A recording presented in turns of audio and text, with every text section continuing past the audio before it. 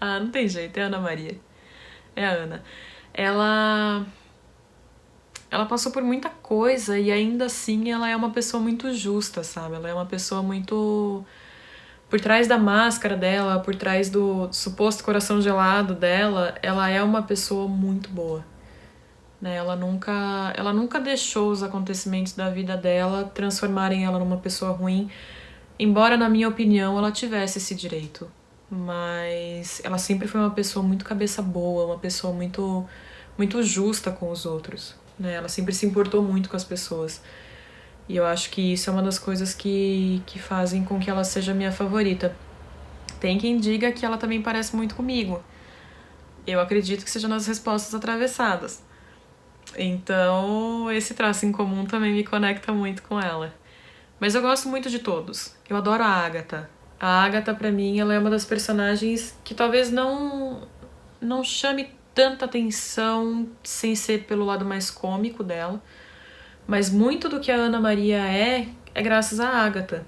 Eu acho que a Ana só não. Além de ser da personalidade dela mesmo, ela só não se fechou mais pro mundo porque a Agatha nunca deixou. A Agatha sempre esteve ali, sabe? Segurando a barra junto com ela, dando apoio, dando o ombro para ela chorar e torcendo por ela. Então, a Agatha é uma personagem que eu gosto muito.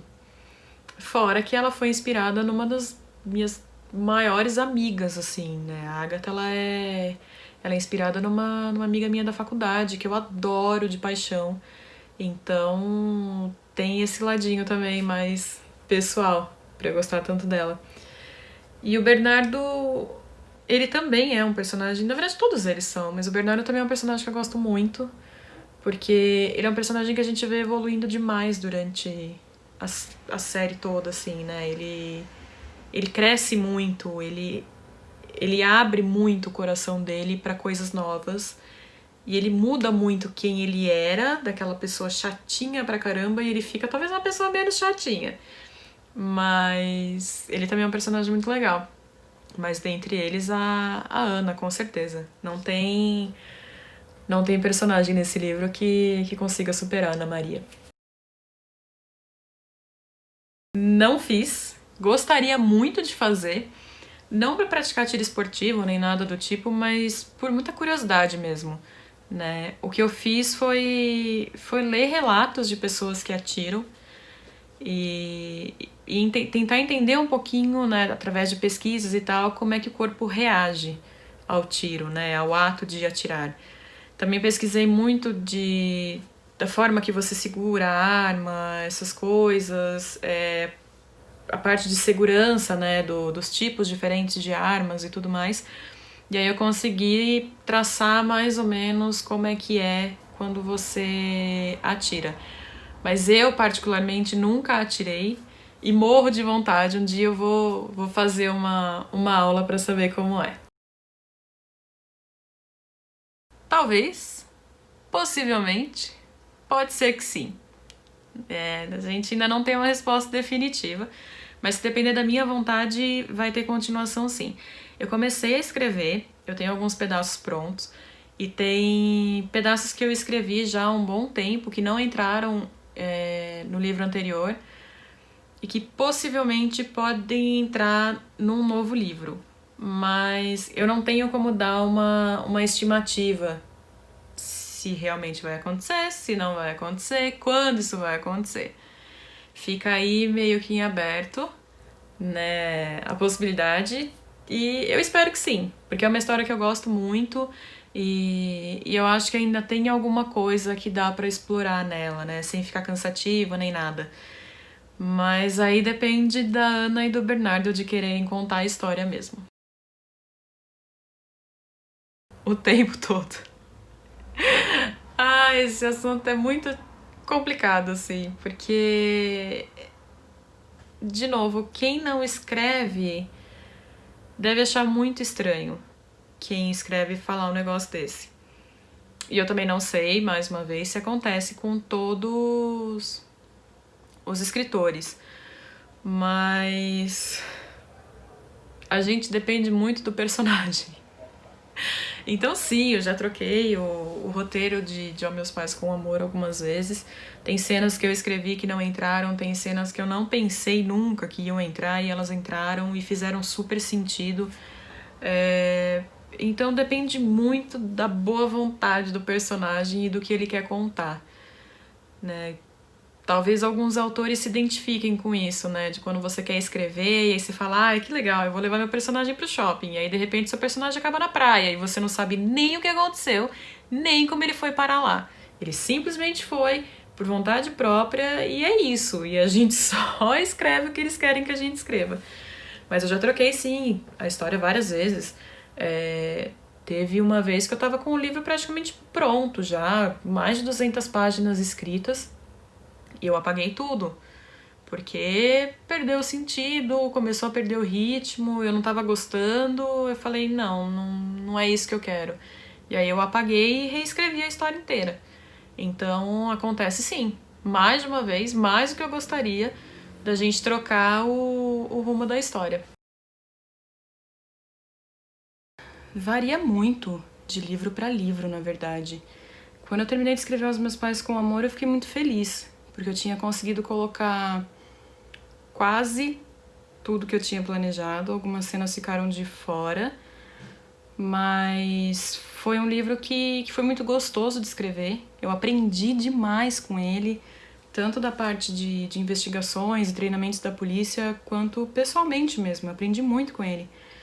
Então, quando eu terminei, que eu vi o resultado, falei, pô, ficou do jeito que eu queria, né? Então, ele é um livro que me deu muita alegria terminar. E eu tava ansiosa para ele ser lançado e todo mundo poder ler. Perfeitamente Errada já é um livro que me trouxe um pouco de alívio pelo momento que eu tava quando eu escrevi. Eu tinha acabado de perder meu avô, então o Perfeitamente Errada ele foi um livro muito terapêutico para mim. E aí quando eu terminei, primeiro eu fiquei meio... não acredito que terminou assim! Mas ao mesmo tempo foi um capítulo que eu fechei naquela hora, né? De tudo que estava acontecendo. Mas no geral é uma sensação boa, uma sensação gostosa de dever cumprido. E vamos ver como é que vão ser os próximos livros, as sensações que eles vão trazer. Mas no geral é bem gostoso, assim, é bem legal. Como escritora, né, de coisas que eu gosto realmente de escrever, não. Comercialmente, sim. Sim. Né? Porque a gente sabe que é uma coisa que vende, é uma temática que vende.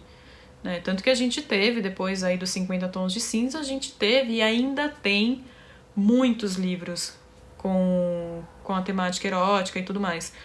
Mas nunca foi algo que eu tenha pensado em criar, assim, eu pessoalmente, né? Fora da brincadeira do comercial, nunca foi algo que eu pensei. Eu tenho livros que são um pouquinho mais adultos do que Aos Meus Pais com Amor.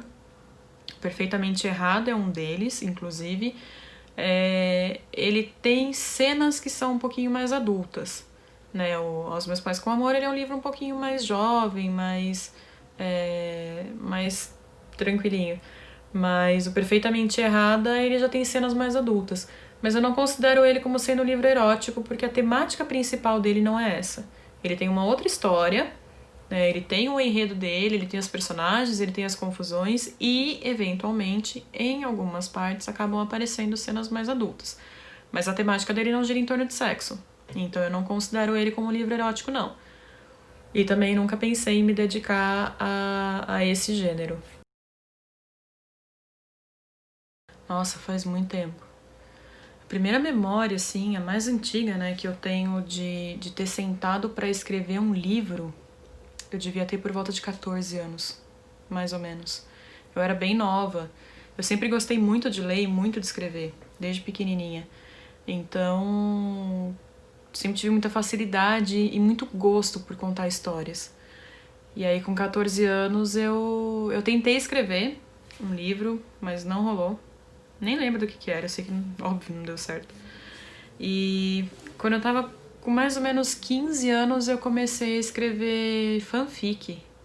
Escrevia à mão, durante as aulas de matemática. É por isso que eu não ia bem em matemática, possivelmente.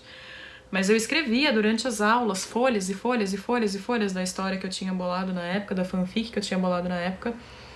E depois eu chegava em casa e digitava toda a história para mandar para uma amiga minha, para algumas amigas que eu tinha na época, amigas de internet.